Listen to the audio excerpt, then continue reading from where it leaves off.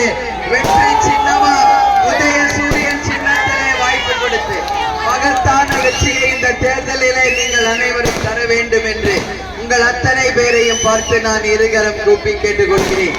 அண்ணன் சி.வி. கணேசன் அவர்கள் திட்டக்குடி தொகுதியில 4 முறை வென்று இந்த முறை 5வது முறையாக வெல்வதற்கு அவருக்கு நீங்கள் வாய்ப்பு தரணும்னு சொல்லி நான் கேட்கிறேன்.